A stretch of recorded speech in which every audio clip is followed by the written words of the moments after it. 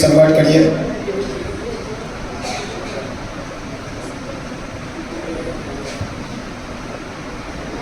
तो कल्याणं आरोग्यं धन संपद शत्रुबुद्धि विनाशाय दीपज्योति नमोस्तुते। दीपज्योति परब्रह्म दीपज्योति जनार्दन दीपो हर्तुं मे पापं दीपज्योति नमोस्तुते।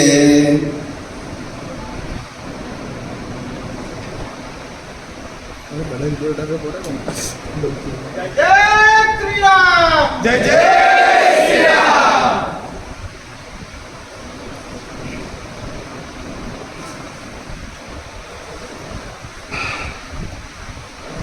કાર્યક્રમની શરૂઆત કરવામાં આવે ત્યારે આપણે આચાર પદ્ધતિ પ્રમાણે શરૂઆત કરીશું। તો 3 વાર આપણે ઓમકાર કરીશું।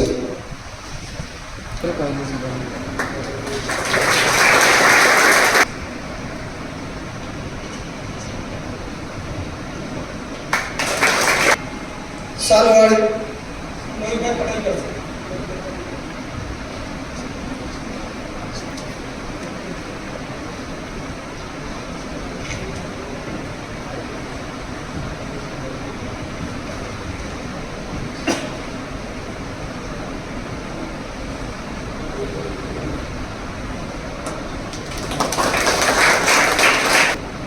જેઓ આપણા દેશ પ્રકારના અધ્યક્ષ છે, સાથે સાથે આપણા આજે કાર્યક્રમ કર્યા છે જેનું આપણને અહીંયા પૂરો સહયોગ મળ્યો છે અને સાથે પૂરું ધ્યાન રાખીને આપણે માર્ગદર્શન આપી રહ્યા છે તેઓ શ્રીનું સ્વાગત શ્રી સુનિલભાઈ પઢિયાર જેઓ આપણા મંત્રી છે દેશ પ્રકારના તેઓ કરશે કેસ પડાવીને।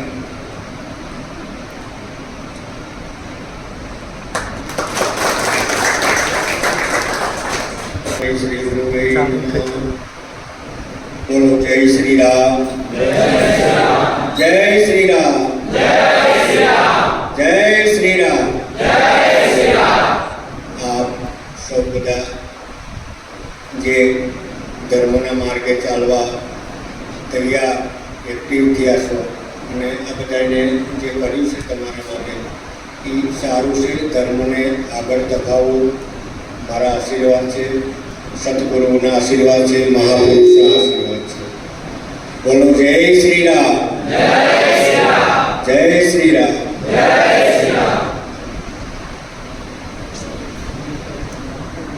जय श्री राम।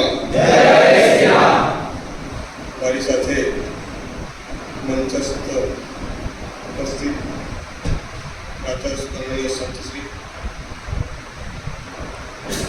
अध्यक्ष श्री મારી સાથે આવેલ ભરૂચથી અને બજરંગથી પદાધિકારી સંઘના આદરણીય સ્વયંસેવક છે, જવાબદાર અધિકારી, બજરંગના સ્વયંસેવક, બજરંગના કાર્યકર્તા બહેનો, આજનો આ કાર્યક્રમ એ વિશ્વ હિન્દુ પરિષદ ષષ્ઠી પૂર્તિના અંતર્ગત આ કાર્યક્રમ થઈ રહ્યો છે।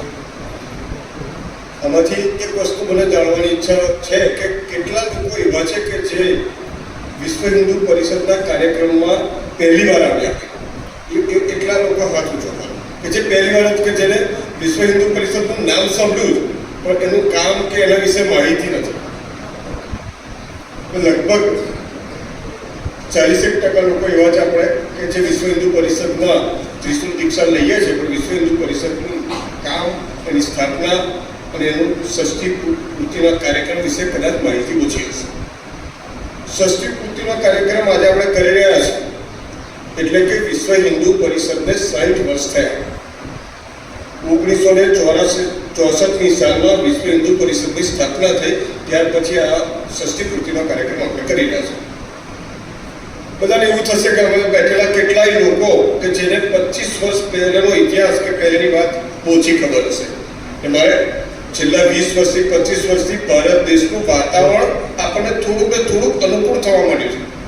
એટલે એ સંઘર્ષ, એ યાતના, અને એ દિવસો એ તમને ખ્યાલ નથી કે જે મારી બાજુમાં બેઠેલા માન્ય રાજ સાહેબ કે જે મારી પહેલાના વિશ્વ હિન્દુ પરિષદનું કામ કરતા હતા, પોતે અધ્યક્ષ રહી ચૂકેલા છે અને સાયકલથી માંડીને બાઇકથી માંડીને ચાલતા આ રીતે પગપાળા કરીને પણ એમને વિશ્વ હિન્દુ પરિષદનું કામ કર્યું છે.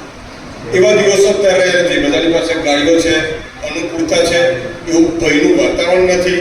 જે તે વખતે તો એવું વાતાવરણ હતું કે આ કામ કરવું કોઈને કરવું હોય છતાં પણ કરી શકતા નતા. એટલે આપણે સ્લોગન આપવું પડ્યું હતું કે ગર્વ સે કહો હમ હિન્દુ હૈ. આ વિશ્વ હિન્દુ પરિષદની સ્થાપના પહેલાની આપણે જો વાત કરીએ તો આઝાદી પહેલા ભારત એ આખો રાષ્ટ્ર હતું. પાકિસ્તાન અને બાંગ્લાદેશ એ ભારતમાં હતું. ત્યારે અહીંયા વિધર્મીઓની કે જેમને દેશ માટે કોઈ પ્રેમ નહોતો એવા લોકોની વસ્તી ખૂબ વધારે હતી. અને આ વાતનો ખ્યાલ એ પરમ પૂજ્ય ડૉક્ટર સાહેબને આવ્યો હતો. એટલે એમને રાષ્ટ્રીય સ્વયંસેવક સંઘની સ્થાપના 1925ની સાલમાં નાગપુર ખાતે કરી. બહુ ઓછા લોકોને લઈને ત્યારે સ્થાપના કરવામાં આવી. ત્યારે આખો દેશ એમના પર હસતો હતો કે સર ડૉક્ટર સાહેબ આ કરે છે એનાથી હિન્દુ સમાજનું શું ભલું થશે. પરંતુ ધીરે ધીરે હું તમને સંક્ષિપ્તમાં જ વાત કરીશ બધી, કે આપણે ઘણા બધા વિષય છે, ઘણા બધા વક્તા પણ છે. એમણે રાષ્ટ્રીય સ્વયંસેવક સંઘનો એવો વિસ્તાર કર્યો કે દરેક રાજ્ય, દરેક જિલ્લા કક્ષાએ અને ઘણા બધા ગામોમાં સંઘની શાખાઓ શરૂ થઈ. સંઘ મજબૂત બનતું થયો અને ડૉક્ટર સાહેબને ખબર હતી કે જ્યારે આઝાદી આવશે ત્યારે આ મુસ્લિમ લીગ એ અલગ રાષ્ટ્રની માગણી કરશે, કેમ કે એક ગુંગળાવર શરૂ થઈ ગયો હતો. અને ભારત દેશના 98% લોકોએ મુસ્લિમ દેશ જે મુસ્લિમો હતા એમને મુસ્લિમ દેશની માગણી કરી. ને તે વખતે ડૉક્ટર સાહેબ સહિત ઘણા બધા લોકોએ કીધું હતું કે જેમણે માગણી કરી છે એ બધાને તે દેશમાં મોકલી આપો.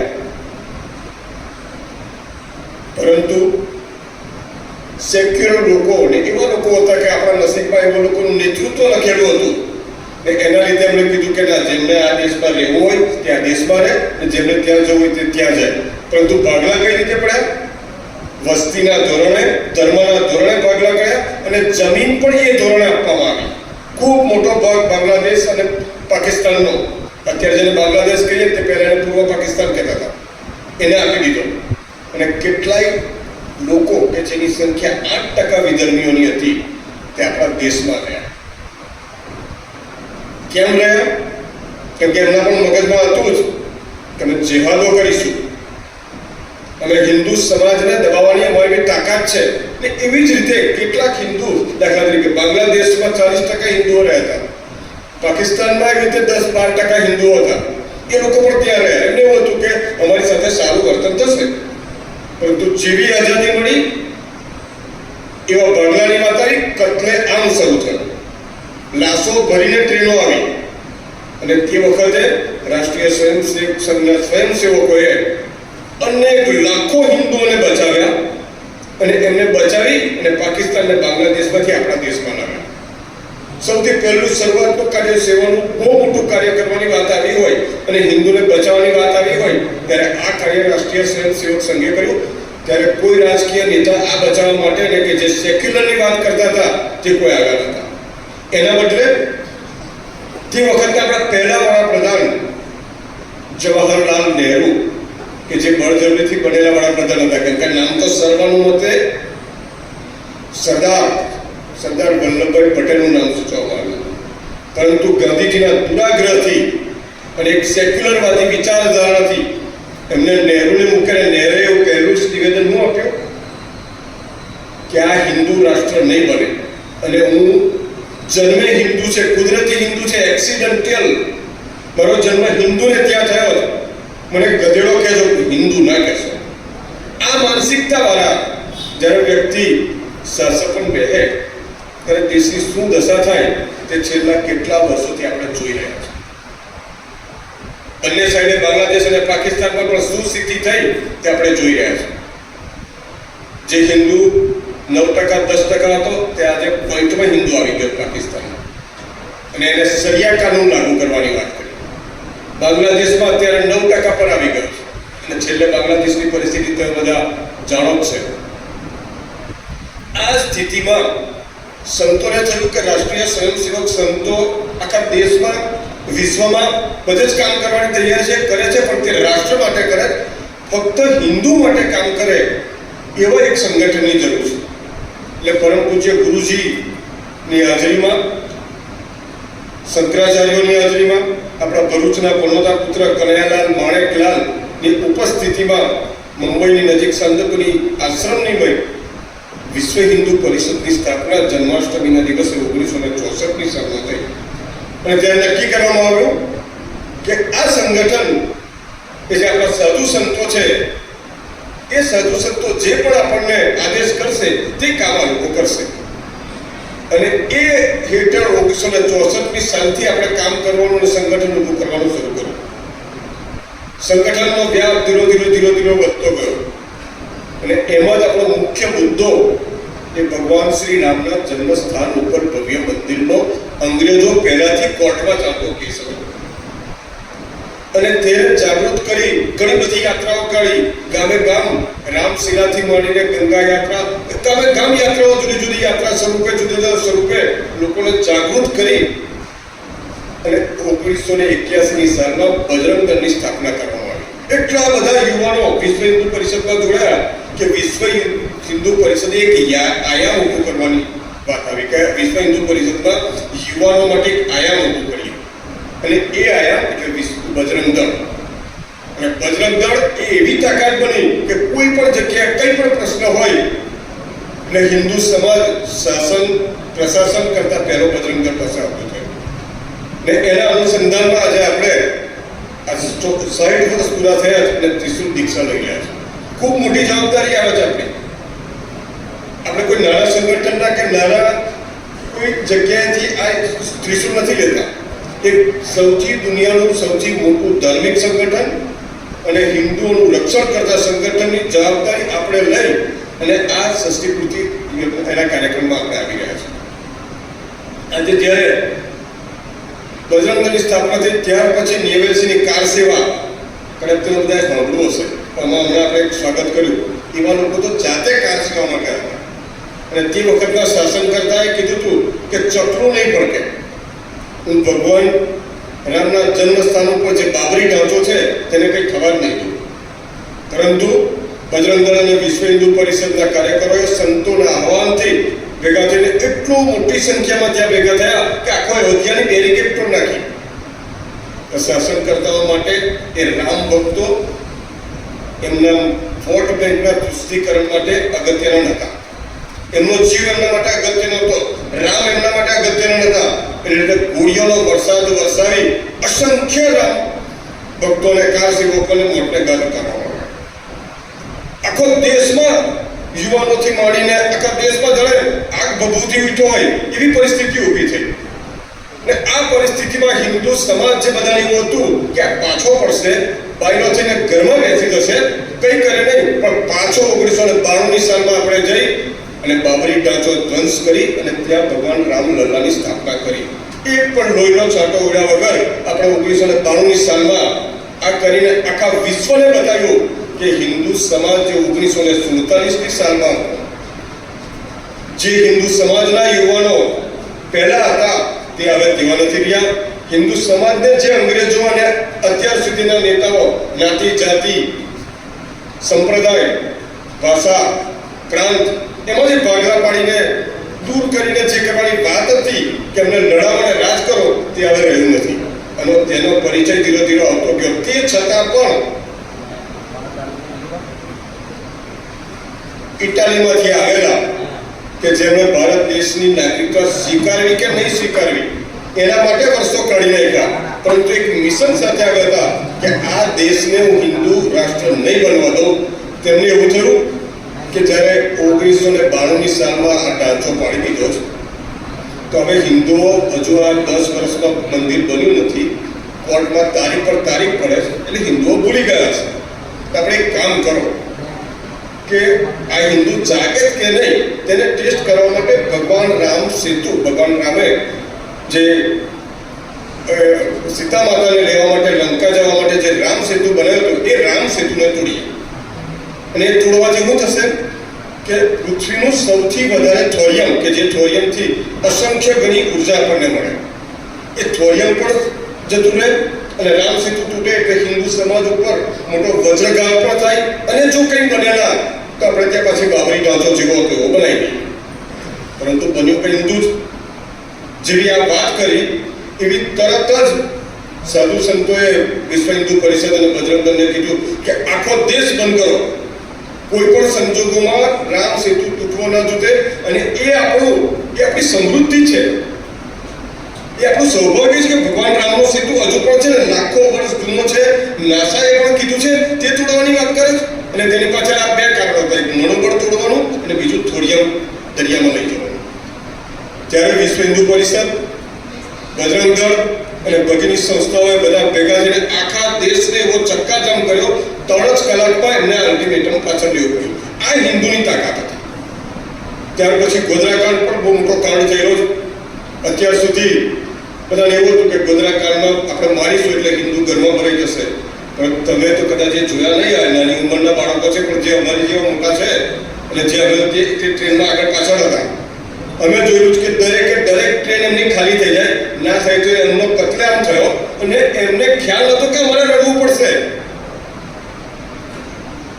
એવી પરિસ્થિતિ ગુજરાત સહિત ઘણી બધી જગ્યાએ થઈ કે જે આતંકવાદીઓ, જે જેહાદીઓ આપણને મારીને આપણા ઉપર રડતા હતા, તેને રડતા આપણે પહેલી વાર જોયા.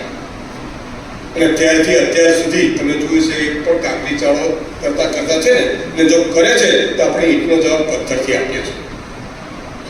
આ પરિસ્થિતિ હિન્દુ ખૂબ જાગૃત થઈ ગયો. અને એ જાગૃતિનું પરિણામ એ આવ્યું કે આપણને અનુકૂળ સરકાર આવી. અને આવી તરત જ ભગવાન રામના જન્મસ્થાન ઉપર ભવ્ય રામ મંદિરનું નિર્માણ થયું. શ્રી કૃષ્ણના જન્મસ્થાન ઉપર કોર્ટમાં કેસ આગળ ચાલવા માંડ્યો. અયોધ્યામાં સંશોધન શરૂ થયું. કાશી વિશ્વનાથના મંદિરની બાજુમાં જે મસ્જિદ છે એ જ્ઞાનવ્યાપી મસ્જિદ. મુસ્લિમ અને જ્ઞાન એ બે શક્ય છે. જેહાદીઓને ક્યાંથી હોય, છતાં એ મસ્જિદનું નામ જ્ઞાનવ્યાપી છે કેમ કે ત્યાં મંદિર જ્ઞાનવ્યાપી હતું. ત્યાં આપણા શંકર ભગવાનનો પોઠિયો પણ તે તરફ દિશા મોડું રાખીને ઉભેલો હતો. તેનો પણ કેસ શરૂ થયો, ત્યાં પણ સર્વે થયું અને તેનો પણ નિકાલ ટૂંક સમયમાં આવે એવી પરિસ્થિતિ ઊભી થઈ છે. આવા આપણા 3000 મંદિરો ઉપર એમણે દાવા કર્યા. ઘણા બધા કિસ્સાઓમાં તમે એમને જોતા પણ હશો કે દરેક જગ્યાએ પોતપોતાની રીતે ત્યાંના લોકલ વિશ્વ હિન્દુ પરિષદના કાર્યકર્તા હિન્દુઓ અને સંગઠિત થઈને એની સામે લડી રહ્યા છે.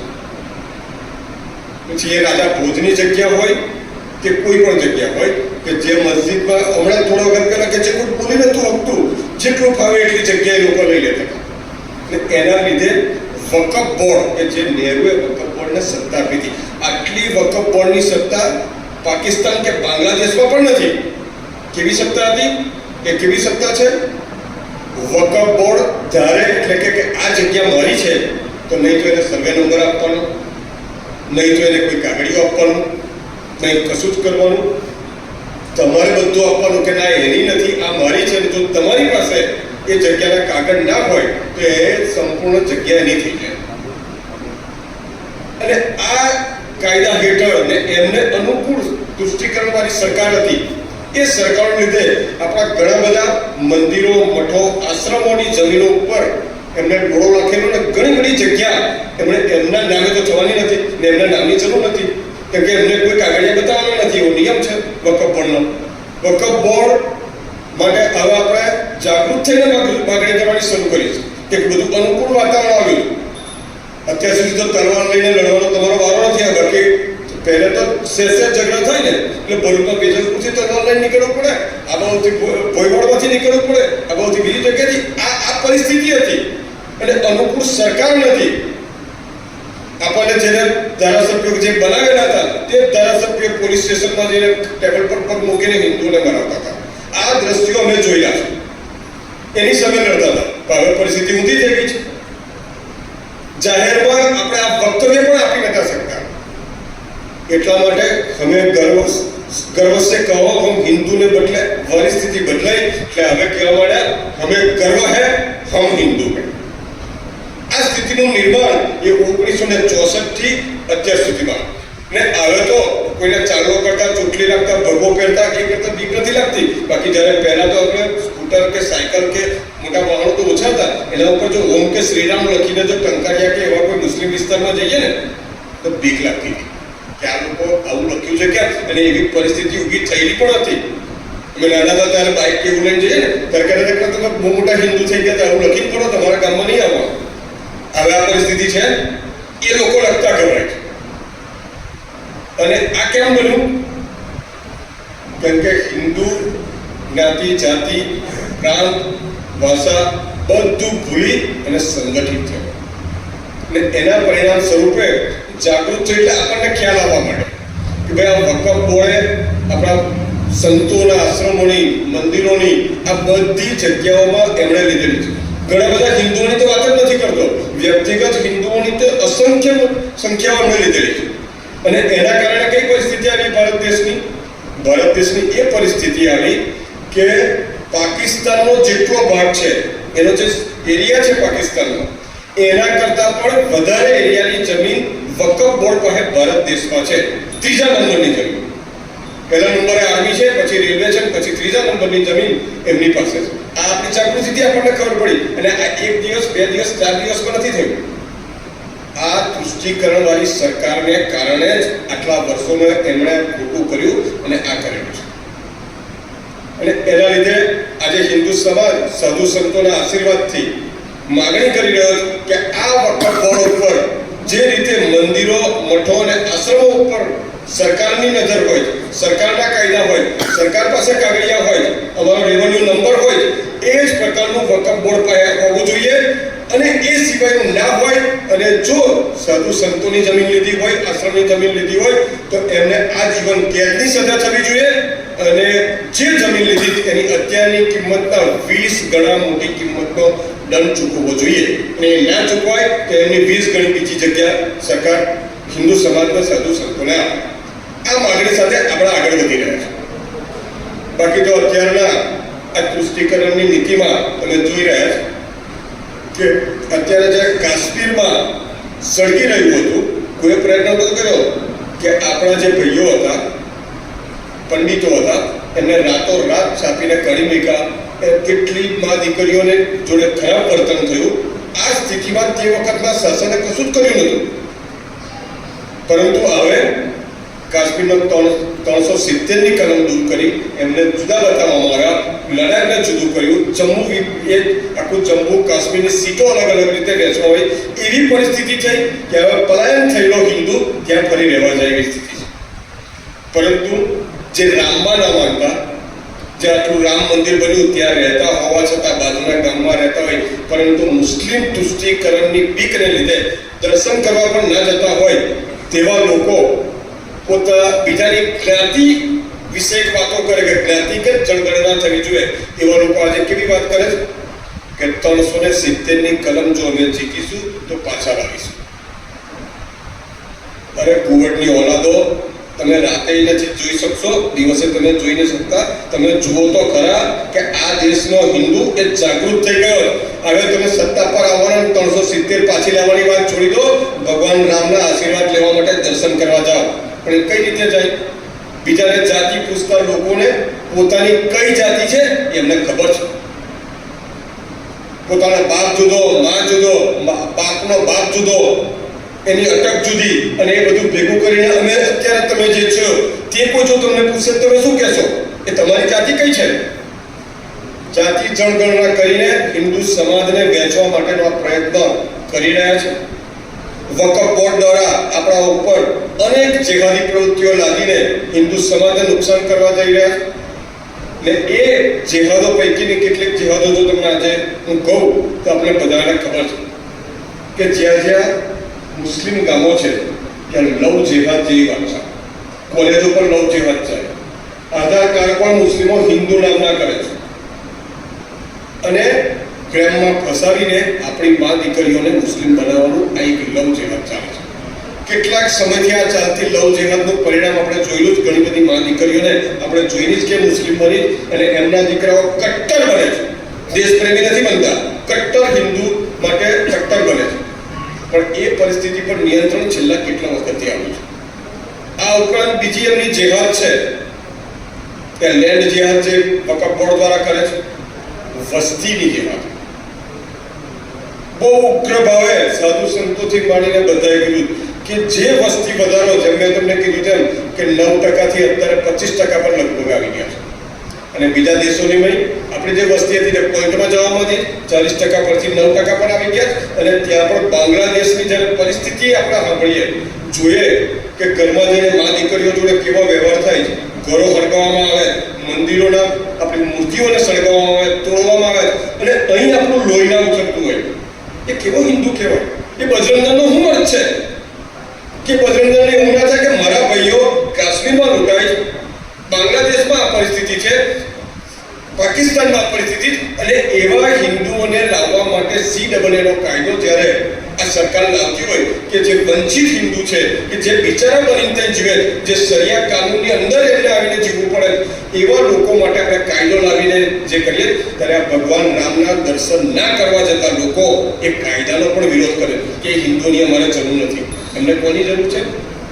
એમને રોહિંગ્યાની જરૂર, કે જે રોહિંગ્યાઓને કાઢી મૂકવામાં આવ્યા, પોતાના દેશમાંથી નિહાળવામાં આવ્યા, સંપૂર્ણ આતંકવાદી પ્રવૃત્તિ છે, એમનો બીજો કોઈ મકસદ જ નહીં. એવા રોહિંગ્યાના દેશમાં વસાવા છે. બીજા કોને વસાવા છે? કે બાંગ્લાદેશીઓને. કેમ? કે એમને વોટ આપે છે.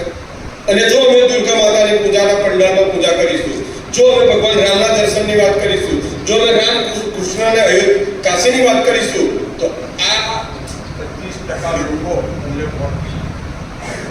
અને એના લીધે એ લોકો તુષ્ટિકરણ અને આપણી અંદર ભાગલા પાડવાનું કામ કરે છે. છેલ્લું એક નિવેદન આપણે બધાનું લોહી ઉકળી જાય એવું નિવેદન આવ્યું છે. મુલાયમસિંહે, જેને આપણે મુલ્લા મુલાયમ કહેતા હતા, એના દીકરામાં બીજા કુંડની તો આપણને અપેક્ષા હોય જ ને, એવા અખિલેશ યાદવે કીધું કે જો હું જીતીશ તો આ બધા બુલડોઝર એ મઠ મંદિરો તરફ જશે. એનો અર્થ શું થયો કે રામ જન્મભૂમિ ઉપર મંદિર છે તે પણ તોડીને મસ્જિદ બનાવીશું, ગોરખપુરનો મઠ પણ તોડીશું, જે હિન્દુ ધર્મસ્થાનોના આસ્થાના કેન્દ્રો છે એને હેરાન કરીશું. કઈ રીતે? તો કે અમે ત્યાં દલિતને જુદા પાડીશું, યાદવોને જુદા કહીશું, ક્ષત્રિયોને જુદા કહીશું, બ્રાહ્મણોને જુદા કહીશું, વૈશ્યોને જુદા કરીશું, ને આ બધાને જુદા કરીને પછીથી એક જે 25% વોટ છે. અને દુઃખની વાત તો એ છે કે જે સંપૂર્ણ સાદું સહેલું કામ કરવાનું આવે ને, તે કામ આપણે કોઈને કરાવવા ફોર્સ કરતા નથી. મુસ્લિમ ગામોની 90% 92% વોટિંગ થાય છે. કે આપણા ગામની શું પરિસ્થિતિ છે? વ્યક્તિગત સ્વાર્થ જ્યાં સુધી આપણે છોડીએ નહીં, ત્યાં સુધી આપણે જાત, આપણું ભવિષ્ય, આપણી બેન દીકરીઓ કોઈ સલામત નહીં. આ ત્રિશુલ લેવાનો કે એ બધાનો આગ્રહ એટલા માટે છે કે ભગવાનના તમે કોઈ પણ ફોટા જોયા હશે તો દરેક ફોટાની ભાઈ એક હાથમાં શસ્ત્ર હશે, એક હાથમાં શાસ્ત્ર હશે, તમને આશીર્વાદ પણ આપશે. પણ જ્યારે તમે ખોટું કામ કરતા હશે કે રાક્ષસી વૃત્તિ હશે ને, એ શસ્ત્રનો ઉપયોગ પણ કરતા એમને આવડે. એટલે ભગવાન આપણને શીખવાડે જ છે. અને એટલે જ કૃષ્ણ ભગવાને મહાભારતમાં યુદ્ધ, કુરુક્ષેત્રનું યુદ્ધ કરાયું કે ધર્મ માટે પોતાને પણ મારવાની જરૂર હોય તો તે ધર્મ છે, એ અધર્મ નથી. એટલે આપણે પણ આ પરિસ્થિતિમાં આપણા સમાજને જે કોઈ વિઘટિત કરવા માંગતા હોય કે ખોટી દિશામાં માંગતા હોય તેવા લોકોને સમજાવી, અને ના સમજે એને બીજી રીતે સમજાવીને ગમે તેવું કરીને સમજાવવા પ્રયત્ન કરવો જોઈએ. એ બજરંગ દળનું મુખ્ય કામ છે. અને આપણને જ્યારે બાંગ્લાદેશ કે કાશ્મીર કે પાકિસ્તાન કે અફઘાનિસ્તાનમાં હિન્દુઓ પર હુમલો થાય અને જો આપણે એની અહીં કોઈ પ્રતિક્રિયા ના આપીએ, ત્યારે જ્યારે આવા 30 વર્ષ 35 વર્ષથી વિશ્વ હિન્દુ પરિષદનું કામ કરું ને, તો મને એવું થાય કે સર અમે શું કર્યું? કે કોઈ હિન્દુના મનમાં એવું થતું નથી કે આ બાંગ્લાદેશી મારા ગામમાં તેની તપાસ કરું ને પોલીસને પકડાવું? આટલી કોઈ હિંમત નહીં કરી શકતું કે આ રોહિંગ્યા આવ્યો છે, કે આ ગેરકાયદેસર આધાર કાર્ડ બનાવ્યું છે? આપણે આ પ્રક્રિયા શરૂ કરવી પડશે. ગામે ગામ આવા લોકો વસેલા જ છે. અને ભરૂચ જિલ્લો તો હબ છે. ભરૂચ જિલ્લો તો કંઈ પણ ગાંજાથી માંડીને, ડ્રગ્સથી માંડીને, આ પ્રવૃત્તિથી માંડીને, એમાંથી પૈસા જે આવે તે આતંકવાદી પ્રવૃત્તિમાં જાય, કે આતંકવાદીની ટ્રેનિંગ હોય, કે આ બધું ભરૂચ જિલ્લાથી શરૂ થાય. તો આ પરિસ્થિતિમાં આપણે જાગૃત બની એક જાગૃત નાગરિક તરીકે વિશ્વ હિન્દુ પરિષદના કાર્યકર્તા અને બજરંગ દળના સ્વયંસેવક તરીકે એક કામ આપણે નક્કી કરવું પડશે કે વકફ બોર્ડનું જે કંઈ હોય એ જાગૃત કરવા પડશે અને જે કંઈ રોહિંગ્યા અને બાંગ્લાદેશીઓ કોઈ પણ જગ્યાએ હોય માહિતી મળે તો તમે અમને આપો અથવા પોલીસને આપો, પણ તમે તે કરી અને જાગૃત બનો, નહીં તો આ તમારી પેઢી પછીની પેઢીને તકલીફ ઊભી થશે. એ ઊભી ના થાય એના માટે સૌ સંગઠિત બની હિન્દુ સમાજનું રક્ષણ કરીએ અને ભારત માતાને અખંડ ભારત બનાવી પરમ વૈભવ ઉપર પહોંચાડીએ એવું ભગવાન રામ, કૃષ્ણ, શિવ પાસે પ્રાર્થના કરી અને હું મારું આ વખતે પૂર્ણ કરું છું. જય શ્રી રામ.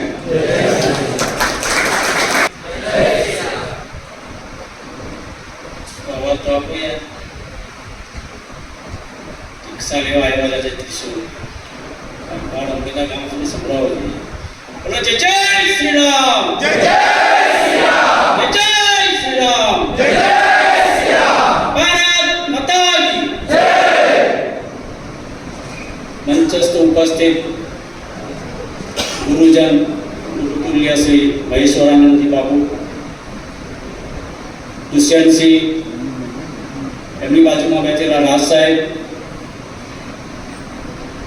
અને આપ સૌ તાલુકા પ્રખંડમાંથી અલગ અલગ વિસ્તારમાંથી પધારેલા આત્મીય સ્વયંસેવક બંધુઓ તથા ભગીની, ઘણો વિષય કુશલજીએ આપણને વકફ બોર્ડ વિશે હમણાં કીધો. તો તાજેતરમાં વકફ બોર્ડનું ભરૂચની અંદર એક બતુકનાથ વ્યાયામશાળા છે, ભરૂચમાં આવેલી બતુકનાથ વ્યાયામશાળા અને સ્વામિનારાયણ મંદિર. તો આની ઉપર મુસ્લિમ લોકોએ દાવો કર્યો કે આ તો અમારું છે, આ વકફ બોર્ડ. તો આ કિસ્સો આપણા સ્વયંસેવકો દ્વારા જાણવામાં આવ્યો કે ભાઈ આ તો આવી બધી પ્રક્રિયા ચાલે છે.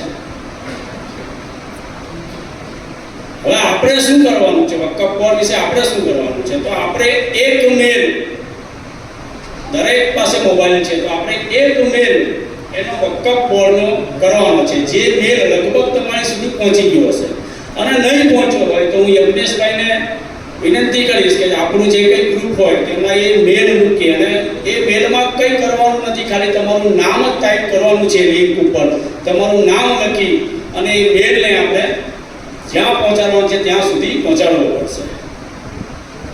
કારણ કે આપણે અત્યારે જે ગતિમાં ચાલીએ છીએ ને એનાથી વધુ ગતિમાં તો વકફ બોર્ડ ચાલે છે. આપણે તો હજુ 40ની ગતિમાં ચાલીએ છીએ, એ લોકો તો 120ની ગતિમાં ચાલે છે. તો એમની મસ્જિદ અને એમના શુક્રવારની નમાઝની અંદર તો એક બારકોડ રજૂ થાય છે અને એ બારકોડને સ્કેન કરીને એક મેળ એક વ્યક્તિનો એક ઘરે ભરીને એ લોકો કરે છે. તો આપણે હિન્દુ સમાજનું જાગૃત થવું પડશે, ઘર ઘર સુધી જવું પડશે, હિન્દુને જગાડવો પડશે અને આ જે મેળની પ્રક્રિયા છે એમાં આપણે સહભાગી થવું પડશે.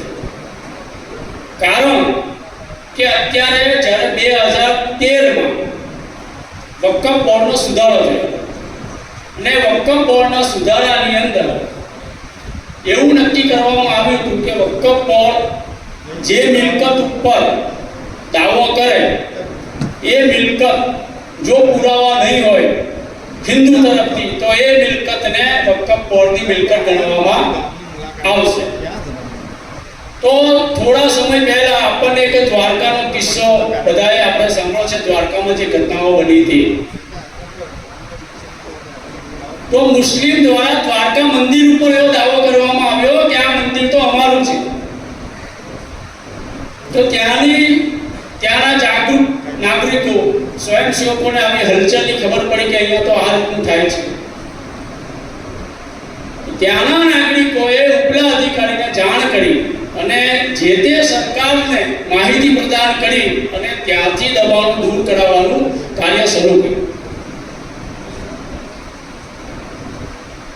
બીજું, હમણાં જે પેપરમાં મેં થોડા દિવસ પહેલા એક કટિંગ વાંચ્યું હતું કે આ જે જુનાગઢ છે એ અમારું છે. તો કે જ્યારે ભાગલા પડ્યા પાકિસ્તાન ને ભારતના, ત્યારે જુનાગઢ તો અમારું હતું એવો એ લોકો અત્યારે દાવો કરે છે. વડોદરાનું 11 એટલે કે પારસી હાઉસ એક વિસ્તાર છે આખો, એ ઘટના એવી હતી કે પારસી બગીચો છે ત્યાં આગળ એ પારસીઓએ 2 મુસ્લિમને સિક્યુરિટી તરીકે ત્યાં રાખેલા. હમણાંની જ ઘટના છે, તાજી દાખલો છે. 2 મુસ્લિમને ત્યાં સિક્યુરિટી તરીકે રાખેલા. એ મુસ્લિમ ધીમે ધીમે પછી એમને નમાઝ પડવા જોઈએ દર શુક્રવારે. તો એ જ બગીચાની અંદર એ લોકો દર શુક્રવારે 2 ઈંટ મૂકી અને નમાઝ પડતા. ધીમે ધીમે એ ઈંટની ઉપર એક લીલી ચાદર ઓઢાડવામાં આવી ને એ ચાદરમાંથી થઈ દરગાહ. એ 2 મુસ્લિમની જગ્યા પર એ સ્થાન ઉપર લગભગ 15 થી 20 મુસ્લિમ નમાઝ પડવા જવા છે. અને એમને એવો દાવો કર્યો કે આ જગ્યા અમારી છે. શું કામ? કે એ જાગૃત છે. તો આપણે જાગૃત થવું પડશે. હું તમને એક ઉદાહરણ આપું. એક ગામમાં એક સાધુ મહાત્મા વિચારતા એમના ભક્તો સાથે એ ગામમાં ગયા. એ ગામમાં પૂર્વ આયોજિત યોજના હતી કે આપણે અહીંયા સત્સંગ અને જ્ઞાનની વાતો સત્સંગ કરવાનું છે. સાધુ મહાત્મા ગયા ત્યાં. ગામમાં એમનું સ્વાગત થયું ના થયું એ રીતની ઘટનાઓ બની. બધા બેઠા, પણ ગામ ખૂબ સુખી સંપન્ન હતું. એટલે મહાત્માએ જોયું કે આ તો ભોગ વિલાસ અને સુખી સંપન્ન આખું ગામ છે, અમને કઈ સત્સંગની જરૂર નથી. તો એ ત્યાંના માણસોએ પણ કઈ સત્સંગ સાધુ મહાત્મા જોડે કર્યો નહીં. અને ત્યાંના લોકોએ કીધું કે બાપુ કંઈક અમને આશીર્વાદ આપો. તો બાપુએ આશીર્વાદ આપ્યા કે બધા સુખી સંપન્ન અને ગામમાં જ રહો. શું કીધું? ગામમાં જ રહો, આપણે કઈ જવાની જરૂર નથી, તમે સુખી છો આ જ ગામમાં રહો. ત્યાંથી આગળ ગયા. આયોજન હતું બીજા ગામમાં જવાનું. બીજા ગામમાં ગયા. ત્યાં ભવ્ય સ્વાગત થયું. ગામના દરબારમાંથી ગામમાં જ્યાં ગેટ હતો ત્યાંથી ભવ્ય સ્વાગત કરીને સાધુ મહાત્માને લઈ જવામાં આવ્યા. અને એ ગામમાં રાત્રિના સત્સંગ થયો. ગામના લોકોએ ભાગ લીધો. અને એ સત્સંગમાં એવી યોજના થઈ, એવી વાતો થઈ કે આ ગામનો આપણે વિકાસ કઈ રીતે કરીએ, આ ગામને આપણે ઉન્નતિ કઈ રીતે લાવીએ, આ દેશને આપણે પરમ વૈભવ પર કઈ રીતે લઈએ, આ રાષ્ટ્રને આપણે કઈ રીતે ઉન્નત બનાવીએ, મારા ગામના જે યુવા દળ છે એને હું કઈ રીતે જાણું. આવી બધી સત્સંગની ચર્ચાઓ થઈ, યોજનાઓ બની. સવારમાં જવાનો સમય થયો તો ગામના લોકોએ કીધું કે ગુરુજી કંઈક અમને આશીર્વાદ આપો. તો ગુરુજી એવું કીધું કે બધા વેર વિખેર થઈ જાઓ, અહીંયા કોઈ ના જોઈએ, બધા વેર વિખેર થઈ જાઓ. વિચારમાં પડી ગયા કામ કે ગુરુજી જતા રહ્યા, બધા વેર વિખેર થઈ ગયા. ગુરુજી પણ ત્યાં થઈ ગયા. પણ સાધુ જોડે જે ગુરુજી જોડે શિષ્ય હતા એમને આગળ જઈને પૂછ્યું કે ગુરુજી તમે આમ કેમ કર્યું? એક ગામમાં તમે એમ કીધું કે બધા એક જ ગામમાં રહો અને બીજા ગામે તમે એમ કીધું કે વેર વિખેર થઈ જાઓ. તો ગુરુજીએ બહુ સરસ જવાબ આપ્યો કે એ ગામ સુખી સંપન્ન છે, બગડેલું ગામ છે, ભોગ વિલાસમાં પડેલું ગામ છે. જો એ ગામ બહાર જશે ને તો બીજાને પણ બગાડશે. અને આ જે ગામ છે એ ગામની માનસિકતા એવી છે, ગામના વિચારો એવું છે કે હું આ રાષ્ટ્રને કઈ રીતે પરમ વૈભવ પર લઈ જાઉં અને મારો ગામનો યુવાન, મારા દેશનો યુવાન કઈ રીતે આગળ આવે એવા વિચાર છે. એટલે મેં એમને કીધું કે તમે વેર વિખેર થઈ જાઓ. જો એ બીજા ગામમાં જશે ને તો આ રાષ્ટ્રનું કામ, આ હિન્દુ સમાજનું કામ એ ત્યાં કરશે, પણ જે બગડેલું કામ છે ને એ નહીં કરે. એટલે જ્યારે આજે આપણે ત્રિશુળ દીક્ષા લઈએ છીએ તો આ ત્રિશુળ દીક્ષા આપણને આનંદ નથી આપી, એનું પણ આપણે કંઈ ઋણ અદા કરવું પડશે. તો આપણા પ્રખંડમાં, આપણા તાલુકામાં, આપણે ગામે ગામ જવું પડશે અને હિન્દુ સમાજને જાગૃત કરવો પડશે. એ આજના યુવા ધન પાસે અપેક્ષા છે. બહુ પૂર્વ વર્ષેની હું વાત કરું, દુષ્યંતસિંહ તો અમારા આદર છે. મને આવા લોકોને જોઈને અમે સંઘમાં જોડાયા છે. 1992-93 ની અંદર મોટરસાયકલ જેવા વાહનો લઈ અને દહેજ ગામના પ્રવાસે આવતા અને પરિષદની બેઠક કરતા. અમે એ બેઠકોમાં એ ખોખોની રમત, કબડ્ડીની રમત એ રમાડતા અને અમે એમાં જતા. ત્યારથી આ સંઘ સાથે અમે જોડાયેલા છે. તો એ સમયની અંદર કોઈ ગામમાં જઈએ ને, તે ગામની બહાર એક બોર્ડ લાગેલું હતું કે વિશ્વ હિન્દુ પરિષદનું મારું ગામ આપનું હાર્દિક સ્વાગત કરે છે. બરાબર છે? તો આજે એ બોર્ડ નથી. વેલકમ ઇંગ્લિશ શબ્દ આપણી પાસે આવી ગયો છે. તો આપણે આપણી સંસ્કૃતિને આપણે જતન કરવું પડશે. આપણી સંસ્કૃતિને કઈ રીતે આગળ ધપાવવી એ આપણે જ કરવું પડશે. મારો મુખ્ય વિષય છે પર્યાવરણનો. મને વકફ બોર્ડ વિશે 2 શબ્દ વિશ્વ હિન્દુ પરિષદ વિશે કહેવાના કીધા. પણ હું તમને પર્યાવરણ વિશે પણ જે મારો મુખ્ય વિષય છે 5 મિનિટ લઈશ. તો પર્યાવરણની પણ એટલી જ આવશ્યકતા છે. ટૂંક સમયની અંદર હમણાં ગયા ઉનાળામાં આપણે એક વસ્તુનો બહુ જ મોટા પાયે અનુભવ કર્યો અને એ છે ગરમી. જેના ઘરે એસી નહોતું એ પણ એસી એ લોકો લગાડે. એટલી ભયંકર ગરમીનો અનુભવ આપણે કર્યો.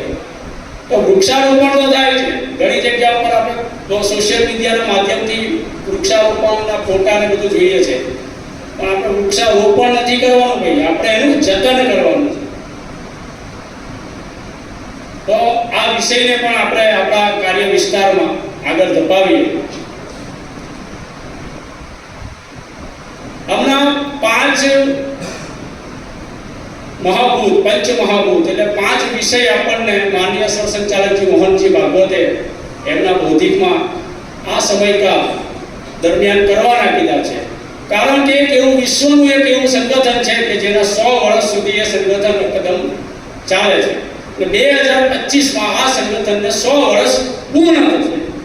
દુષ્યંતસિંહે હમણાં વાત કરી 1925માં જ્યારે ડોક્ટર સાહેબે સંઘની સ્થાપના કરી હતી, તો 1925ના બીજા 10મીના દિવસે જે સંઘની સ્થાપના કરી હતી, 2025માં આ સંઘને 100 વર્ષ પૂર્ણ થાય છે. આપણું કામ શું છે? સંઘે કીધું છે કે સર્વવ્યાપી અને સર્વસ્પર્શી. સર્વવ્યાપી તો આપણા પ્રખંડના, આપણા તાલુકાના દરેક ગામમાં સંઘનું પરિષદનું કામ હોવું જોઈએ. સર્વવ્યાપી એટલે જે કઈ મારો હિન્દુ જે ઘર છે, જે મારો હિન્દુ છે એના સુધી હું પહોંચેલો હોવો જોઈએ. એને ખબર હોવી જોઈએ કે આ વિશ્વ હિન્દુ પરિષદનો કાર્યકર્તા છે, આ રાષ્ટ્રીય સ્વયંસેવક સંઘનો કાર્યકર્તા છે. આ સર્વસ્પર્શી છે. આ કાર્યને આપણે કરવાનું છે.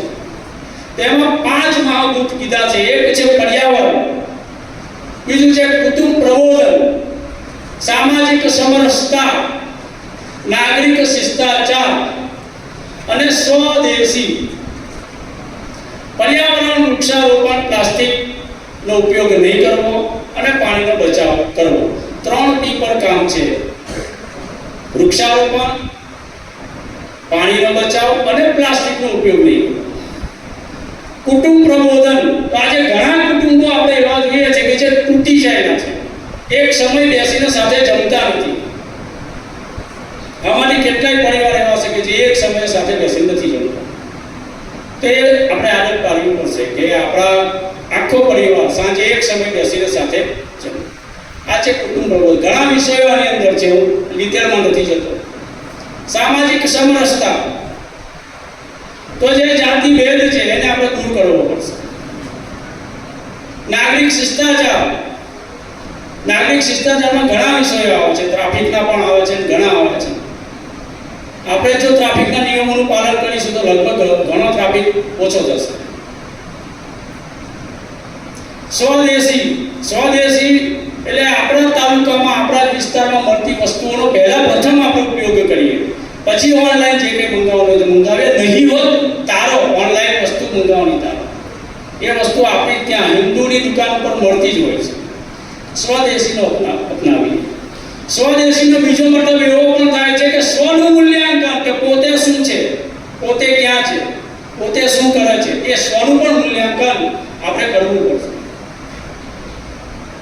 પરિષદની બેઠકમાં ત્રિશૂળ વિતરણના કાર્યક્રમમાં તમને જે મેં દ્રષ્ટાંત આપ્યું છે, આજે એક ગુરુની આપણે દીક્ષા અહીંયાથી પ્રાપ્ત કરવાના છે, તો અહીંયાથી મળેલું જ્ઞાન આપણે આપણા પ્રખંડોમાં, આપણે ગામે ગામ સુધી પહોંચાડીએ એવા જય ઘોષ સાથે હું મારી વાણીને વિરામ આપીશ. ભારત માતા કી જય, તાકાત જય જય શ્રી રામ, જય શ્રી રામ, જય શ્રી રામ, જય શ્રી રામ. લુવારાથી હિતેશભાઈ રાઠોડ,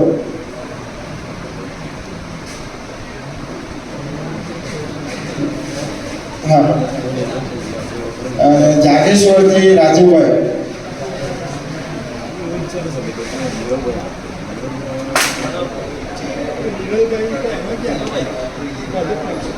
કેરવાડાથી કૌશિકભાઈ અને દિલીપભાઈ, કેરવાડાથી કૌશિકભાઈ અને દિલીપભાઈ, દહેજમાંથી મિત્રાજભાઈ, દહેજથી મિત્રાજભાઈ,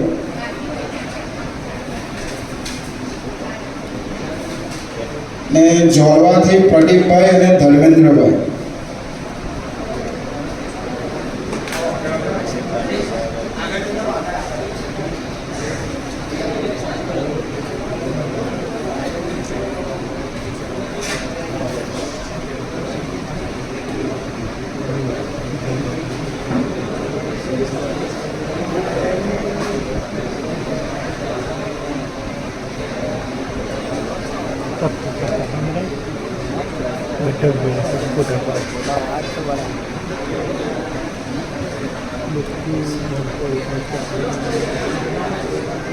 Itu semua belajar atas.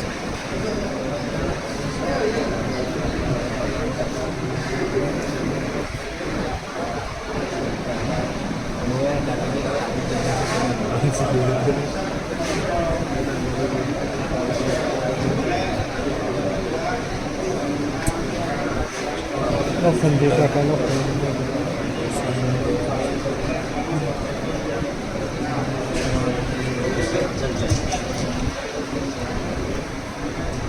kita parol lah.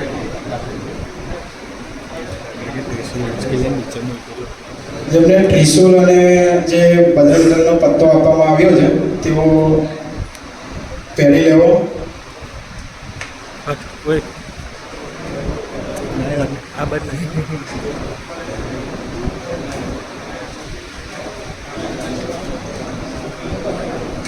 પરમાત્માની સાક્ષીએ ખાતરી આપું છું કે હિન્દુ ધર્મ, હિન્દુ સમાજ, હિન્દુ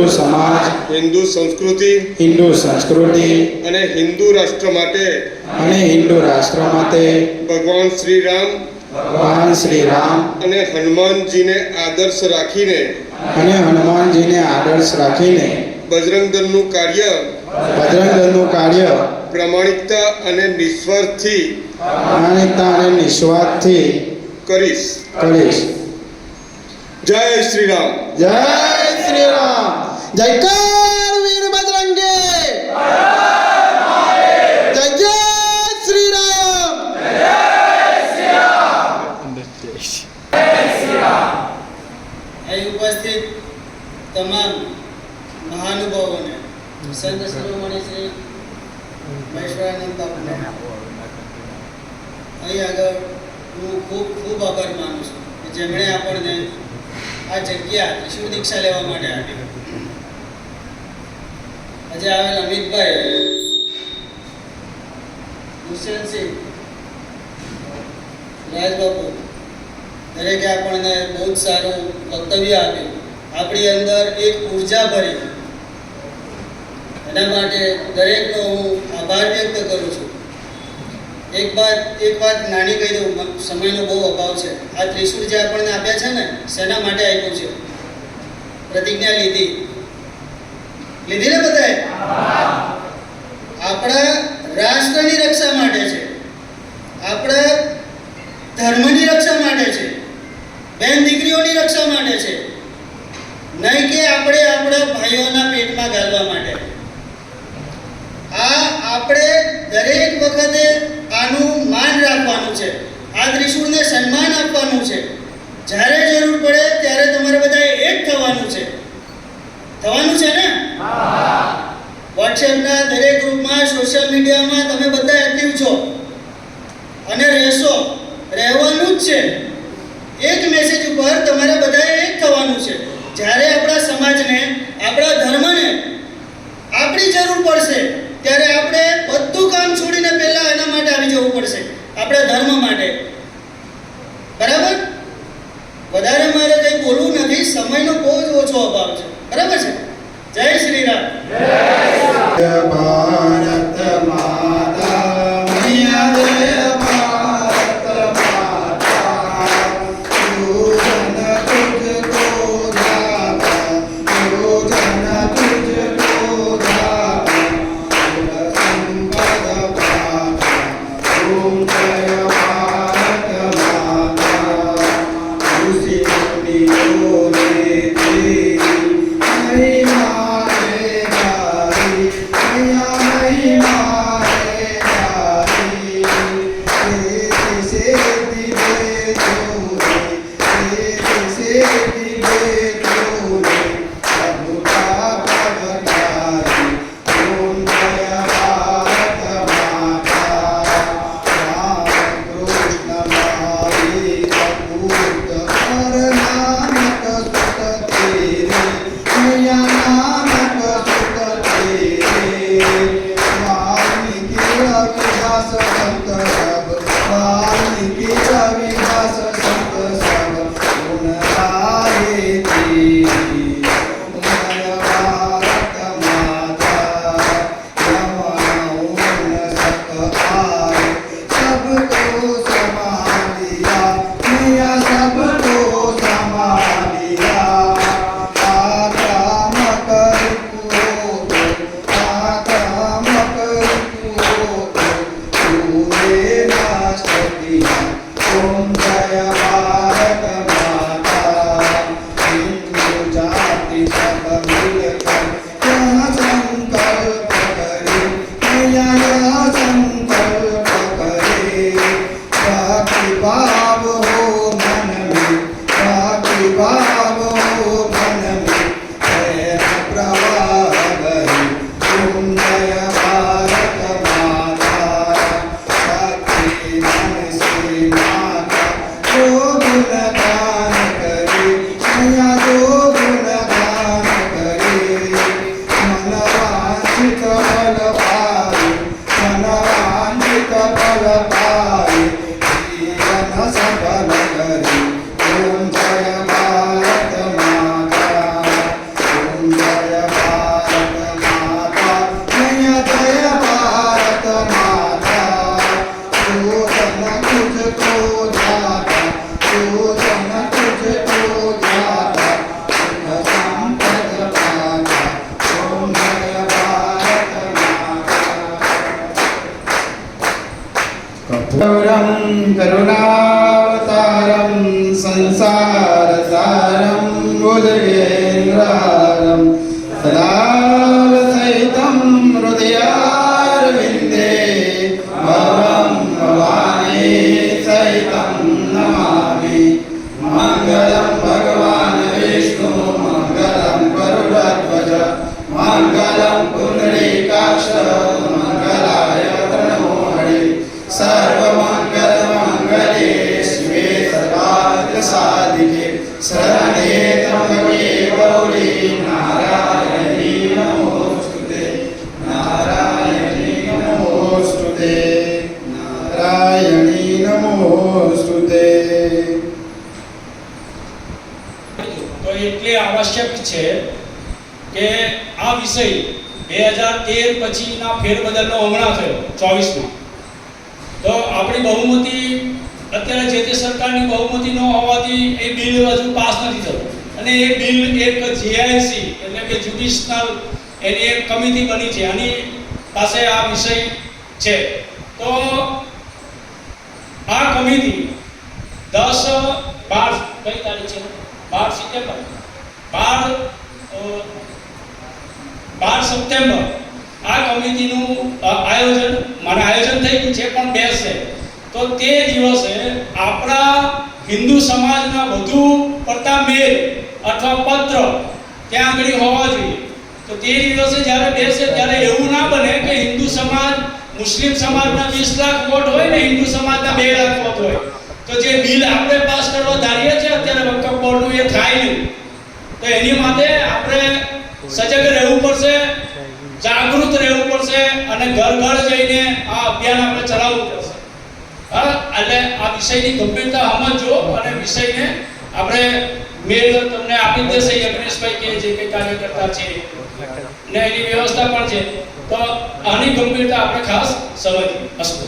અહીંયા ભોજનની વ્યવસ્થા છે તો આ ખૂબ મહત્વનું છે. તમે જેટલા પણ મેલ કરશો ત્યાં મોકલશો એટલી બહુમતી આપણી વધશે અને આ વકફ બોર્ડનું નિરાકરણ જલ્દીમાં જલ્દી આવશે. તો અહીંથી જતી વખતે તમને જે ફોર્મ આપવામાં આવે એવું વહેલી તકે આજે સાંજે અથવા તો કાલે સુધી તમારે આ આરપીડીના માધ્યમથી પોસ્ટ કરવાનું રહેશે. એનો જે પણ શુલ્ક હશે તમે જાતે ઉઠાઈ શકો, બહુ વધારે નથી, ફક્ત 30 રૂપિયા છે. તો એ મહત્વપૂર્ણ છે. તમે બજરંગના કાર્યકર્તા બન્યા છો, આજે તમે એક પ્રતિજ્ઞા લીધી છે, તો આટલું કાર્ય આપણે અવશ્ય કરવાનું છે. તો અહીંથી જતી વખતે કોઈ ભૂલશો નહીં, એ ફોર્મ લઈને જવાનું અને જે બી ફોર્મ આવશે એ પરબીડિયામાં 2 ફોર્મ મૂકવાના રહેશે, એક નહીં. એક હું મારી પાસે રાખું એ મૂકવું એવું નહીં કરતા, એ પરબીડિયામાં 2 ફોર્મ મૂકવાના રહેશે અને અહીંથી તમને 2 જ આપવામાં આવશે. એનું તમારે સ્કેન કરવાનું અને સાથે એ મેલની અંદર એ સ્કેન મૂકી પણ દેવાનું, બરાબર છે. અને અન્ય તમારા ઘરના જે ફેમિલી છે એ છે, તમને વોટ્સએપના માધ્યમથી એક કોપી મળી જશે, તો એની ઝેરોક્સ કરાવી એ કરાવીને બી તમે મૂકી શકો છો. અને વધુમાં વધુ સંખ્યામાં આપણે આ વકફ બોર્ડના જે નિયંત્રણમાં લાવવાનું છે, જે મોકૂફ કરવાનું છે, એમાં બધા લોકોને આપણે જોડીશું. ઠીક છે.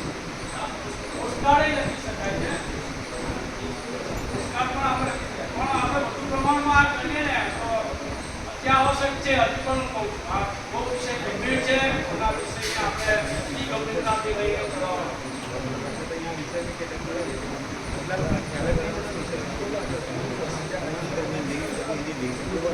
ઓમ પૂર્ણમદ પૂર્ણમિદ પૂર્ણાસ્ય પૂર્ણમુદસ્યતે પૂર્ણસ્ય પૂર્ણમાદાય પૂર્ણમેવાવશિષ્યતે.